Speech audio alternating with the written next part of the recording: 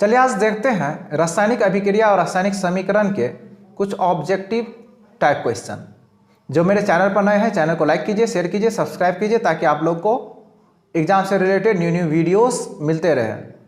आज ऑब्जेक्टिव ले करके आए हैं आप लोगों के लिए, क्योंकि बिहार बोर्ड में जो है 50 मार्क्स का ऑब्जेक्टिव कर दिया है, तो आप लोग को ऑब्जेक्टिव पढ़ना भी ज़रूरी हो गया है। आज चैप्टर 1 केमिस्ट्री का चैप्टर 1 का कुछ ऑब्जेक्टिव टाइप देखेंगे। ये पार्ट 2 होगा।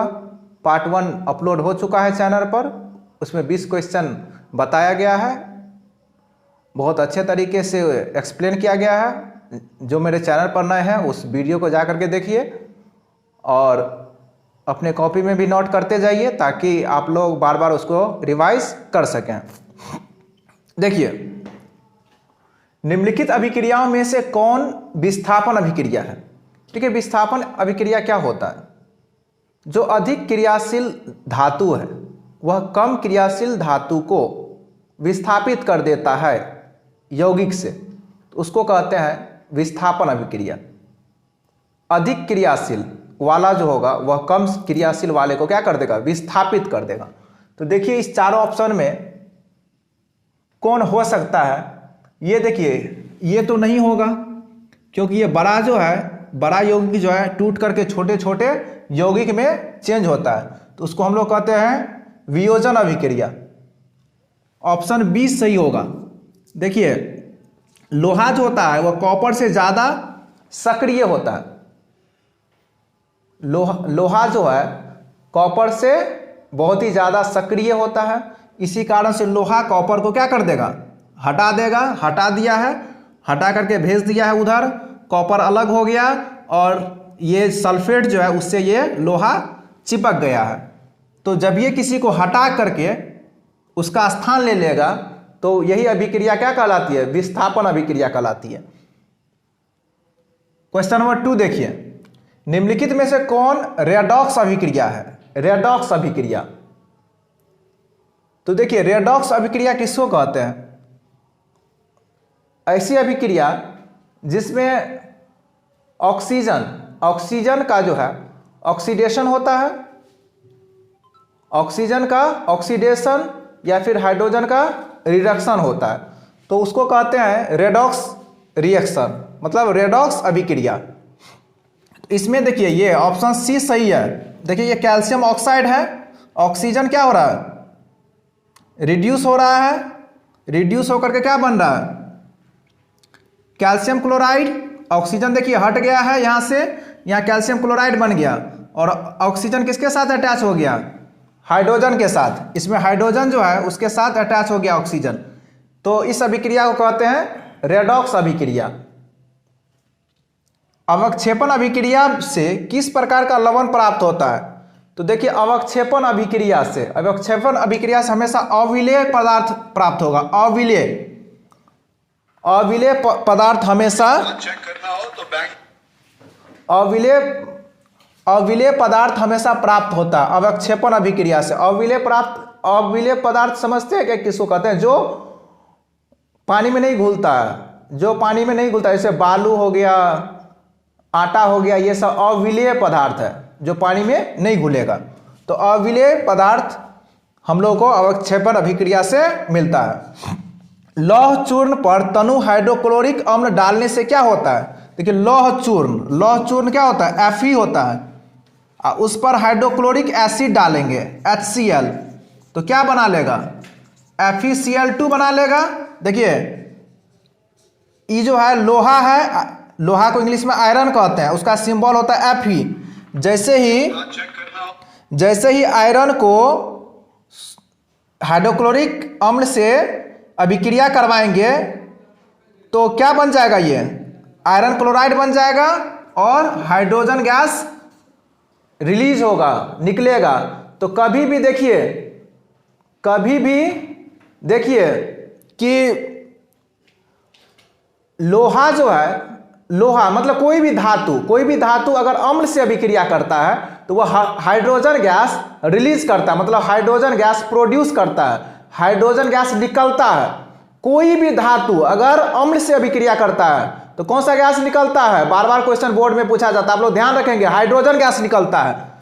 और आयरन का बात हो रहा है, लोहा का, लोहा अगर हाइड्रोक्लोरिक अम्ल से संयोग करेगा तो क्या बनाएगा? आयरन क्लोराइड और हाइड्रोजन गैस। देखिए कहाँ है, हाइड्रोजन गैस एवं आयरन क्लोराइड बनाता है। ऑप्शन ए इज करेक्ट, 4 का ए हो जाएगा। निम्नलिखित में से कौन सा उत्पाद लेड नाइट्रेट को गर्म करने पर प्राप्त होता है? देखिए लेड नाइट्रेट को गर्म कीजिएगा तो लेड नाइट्रेट का फॉर्मूला क्या होता है? PbNO3। उसको जैसे ही गर्म कीजिएगा तो नाइट्रोजन डाइऑक्साइड और ऑक्सीजन निकलता है। ऑप्शन डी इज बिल्कुल करेक्ट है।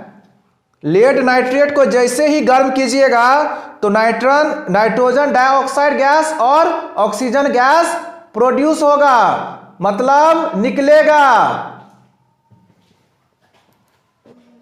देखिए 6 नंबर में क्या है? निम्नलिखित समीकरण है H2 + Cl2 gives 2HCl। Hydrogen chlorine से संयोग कर हाइड्रोजन क्लोराइड बनाता है। हाइड्रोजन क्लोराइड को हाइड्रोक्लोरिक एसिड भी कहते हैं। तो हाइड्रोजन क्लोरीन से संयोग कर हाइड्रोक्लोरिक अम्ल बनाता है, तो यह किस प्रकार की अभिक्रिया है? तो देखिए 2 या 2 से अधिक तत्व या यौगिक मिलकर एक पदार्थ का निर्माण करता है तो उसको कहते हैं संयोजन अभिक्रिया। याद रखिए 2 या 2 से अधिक तत्व, तो 2 तत्व है ना, हाइड्रोजन और क्लोरीन, और दोनों मिलकर के क्या बनाया? हाइड्रोजन क्लोराइड बना लिया। तो 2 या 2 से अधिक तत्व मिलकर एक तत्व का निर्माण करेगा तो वह कौन सा अभिक्रिया कहलाएगा? संयोजन। Option B is correct. सब टिक लगाइए बी में। CuO + H2O मिलकर के बन रहा है Cu + H2O। किस प्रकार की अभिक्रिया है? उपचयन, अपचयन, उदासीनीकरण, रेडॉक्स। देखिए कॉपर ऑक्साइड क्या बन जा रहा है? कॉपर बन जा रहा है। और हाइड्रोजन क्या बन रहा है? वाटर बन जा रहा है, जल बन जा रहा है, H2O बन रहा है। तो देखिए कॉपर ऑक्साइड में से कॉपर क्या हो गया? निकल गया, और हाइड्रोजन क्या हो गया? हाइड्रोजन क्या बन गया? जल बन गया। हाइड्रोजन के पास जल बन गया। तो ये जो अभिक्रिया ये अपचयन अभिक्रिया है। जब ऑक्सीजन हट जाए, ऑक्सीजन यहां से हट जाए तो वह अभिक्रिया क्या कहलाएगी? अपचयन अभिक्रिया कहलाएगी। लोहा को जिंक से लेपित करने की क्रिया को कहते हैं। देखिए लोहा पर जिंक का परत चढ़ा दिया जाता है। आप लोग देखे होंगे अभी अलग अलग रंग का ग्रिल सब आता है मार्केट में, और हम लोग घर में लगाते हैं, यूज करते होंगे लोहा का। उस पर परत चढ़ा रहता है, किसका? उस पर जिंक का परत चढ़ा रहता है, जिंक का। वो बहुत ही शाइन करते रहता है। तो जिंक का परत जो चढ़ा रहता है वह प्रक्रिया कहलाता है गैल्वेनाइजेशन कहलाता है। इंग्लिश में उसको गैल्वेनाइजेशन कहते हैं, हिंदी में गैल्वेनीकरण। गैल्वेनीकरण। जिंक का जो परत चढ़ा रहता है लोहा पर, वह प्रक्रिया क्या कहलाता है? गैल्वेनीकरण। सिल्वर क्लोराइड का रंग क्या है? सिल्वर क्लोराइड का रंग श्वेत, पीला, हरा, काला। देखिए सिल्वर क्लोराइड का रंग हमेशा श्वेत होता है। AgCl2 जो होता है ये सिल्वर क्लोराइड होता है। जैसे ही इसको सूर्य प्रकाश में रखिएगा, सूर्य प्रकाश में रखिएगा तो ये सिल्वर और क्लोरीन में चेंज हो जाएगा, सिल्वर और क्लोरीन में। तो इसका जो रंग होता है ये श्वेत होता है, हमेशा श्वेत होता है। साग सब्जियों को विघटित होकर कंपोस्ट बनना किस अभिक्रिया का उदाहरण है? देखिए साग सब्जी विघटित होता है, मतलब साग सब्जी को आप अगर जमीन पर फेंक देते हैं तो वह कंपोस्ट बन जाता है। कंपोस्ट बन जाता है मतलब उर्वरा शक्ति जो होता है जमीन का, मिट्टी का बढ़ जाता है साग सब्जी को फेंकने से, विघटित होने से। तो वह अभिक्रिया जो कहलाती है वह ऊष्माक्षेपी अभिक्रिया कहलाती है, क्योंकि कंपोस्ट बन जाता है तो वह एनर्जी रिलीज कर देता है। एनर्जी रिलीज जहाँ होगा वह अभिक्रिया क्या कहलाएगी? ऊष्माक्षेपी अभिक्रिया कहलाएगी। जहाँ एनर्जी निकलेगा, जहाँ ऊर्जा निकलेगा उसको क्या कहेंगे? ऊष्माक्षेपी अभिक्रिया। और जिस अभिक्रिया में ऊर्जा की जरूरत होगी उसको कहेंगे ऊष्माशोषी अभिक्रिया। तो इसमें ऊर्जा निकल रहा है, मिट्टी को ऊर्जा मिल रहा है, तो यह अभिक्रिया ऊष्माक्षेपी अभिक्रिया कहलाएगी। चलिए देखते हैं, जस्ता तथा तनु हाइड्रोक्लोरिक अम्ल की अभिक्रिया के फलस्वरूप निम्न में से कौन सा गैस बनता है? देखिए जस्ता जिंक को कहते हैं जस्ता, तो जिंक का फॉर्मूला क्या होता है? Zn। और हाइड्रोक्लोरिक अम्ल मतलब HCl। अगर जिंक जो है हाइड्रोक्लोरिक अम्ल से अभिक्रिया करेगा तो कौन सा गैस बनाएगा? तो अभी बताए थे कोई भी धातु अगर अम्ल से अभिक्रिया करता है, कोई भी धातु अगर अम्ल से अभिक्रिया करता है तो क्या बनाता है? हाइड्रोजन गैस बनाता है। तो ZnCl2 जिंक क्लोराइड बनेगा और हाइड्रोजन गैस रिलीज होगा। कभी भी ध्यान रखिए, कोई भी धातु अगर किसी भी अम्ल से, चाहे वह हाइड्रोक्लोरिक अम्ल हो, सल्फ्यूरिक अम्ल हो, नाइट्रिक अम्ल हो, कोई भी अम्ल हो, उससे अभिक्रिया करेगा तो कौन सा गैस निकलेगा? हमेशा हाइड्रोजन गैस निकलेगा। देखिएगा हाइड्रोजन गैस ऑप्शन में है, तुरंत लगा दीजिएगा। निम्नलिखित में से कौन एक अपघटन अभिक्रिया का उदाहरण नहीं है? देखिए अपघटन अभिक्रिया का उदाहरण नहीं है, तो देखिए ये है, ये अपघटित हो रहा है। कैल्शियम कार्बोनेट अपघटित होकर के कैल्शियम ऑक्साइड और कार्बन डाइऑक्साइड में चेंज हो गया। पोटेशियम क्लोरेट जो है वह भी अपघटित होकर के पोटेशियम क्लोराइड और ऑक्सीजन में चेंज हो गया। ये देखिए हाइड्रोजन और क्लोरीन, ये एक संयोजन अभिक्रिया है, ये अपघटन अभिक्रिया नहीं है। दो तत्व मिलकर के क्या बना रहे हैं? एक यौगिक का निर्माण करते हैं, तो यह अभिक्रिया संयोजन अभिक्रिया कहलाती है। तो अपघटन अभिक्रिया कौन नहीं होगा? ये नहीं होगा, ये अपघटन अभिक्रिया नहीं है। भोजन का पचना जो है अपघटन अभिक्रिया है, क्योंकि भोजन पच करके क्या बनाता है? जब भोजन पच जाता है तो वह ग्लूकोज का फॉर्म ले लेता है, तो उसी को कहते हैं अपघटन होना, भोजन का अपघटन होना। भोजन का पचना मतलब भोजन का अपघटन होना। क्वेश्चन नंबर 13 देखिए, आयरन ऑक्साइड, ये आयरन ऑक्साइड है और एल्यूमिनियम के साथ संयोग किया है। तो देखिए ये आयरन जो है, लोहा जो है, ये एल्यूमिनियम, लोहा से जो है एल्यूमिनियम ज़्यादा सक्रिय होता है। तो एल्यूमिनियम क्या किया?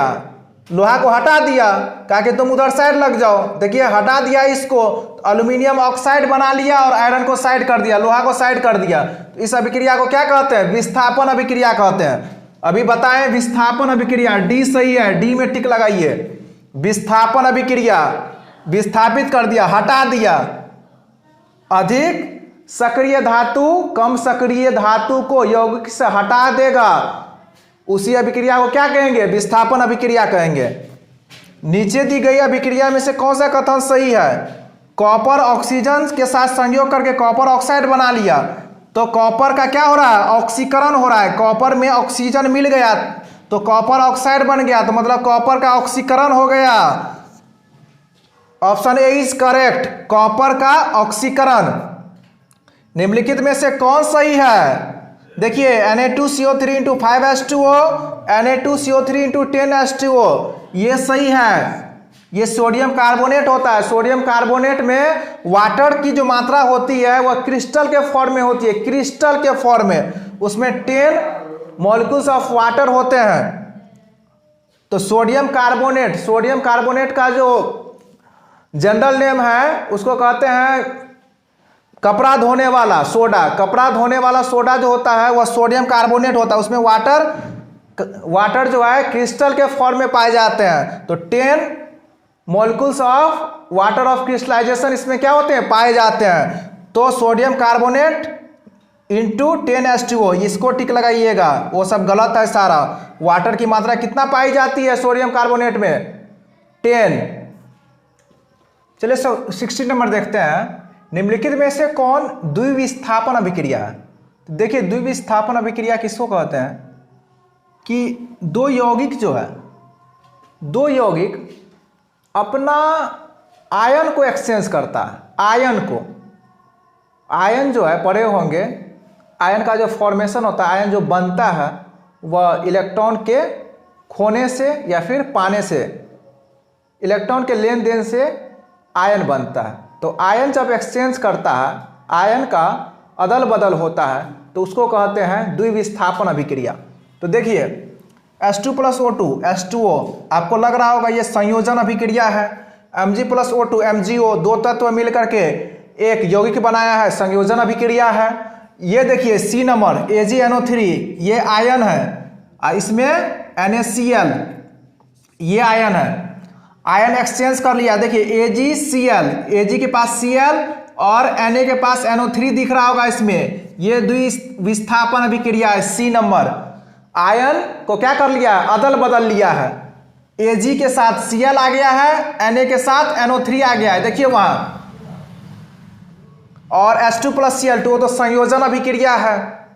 निम्नलिखित में से कौन एक दहन अभिक्रिया है? दहन, देखिए जल का उबलना दहन अभिक्रिया नहीं है।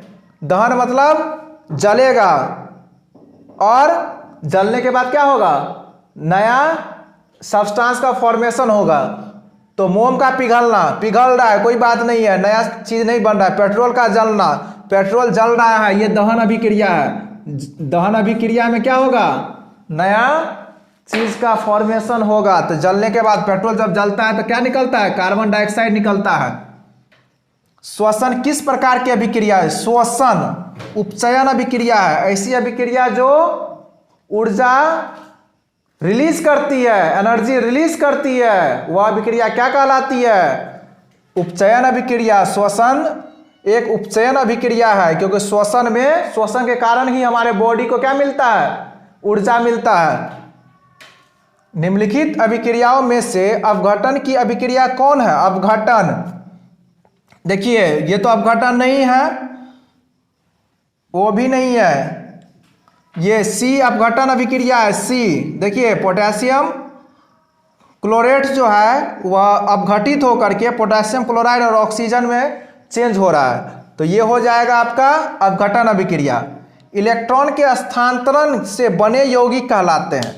देखिए इलेक्ट्रॉन का स्थानांतरण, इलेक्ट्रॉन का जब स्थानांतरण होता है तो वह यौगिक विद्युत संयोजी यौगिक कहलाते हैं। याद रखेंगे, अभी जितने भी ऑब्जेक्टिव टाइप क्वेश्चन पढ़ाए हैं, जितने भी मल्टीपल चॉइस थे, वह बिहार बोर्ड में पूछे हुए क्वेश्चन थे। प्रीवियस ईयर में जो है ये सब क्वेश्चन पूछा गया था, इसीलिए हमने आप लोगों के साथ ये VBI क्वेश्चन को डिस्कस किया। आप लोग की भी जिम्मेदारी होती है कि आप लोग कॉपी में नोट करेंगे, इसको बार बार रिवाइज करेंगे, ताकि आप लोग को एग्जाम में एक भी क्वेश्चन ना छूटे।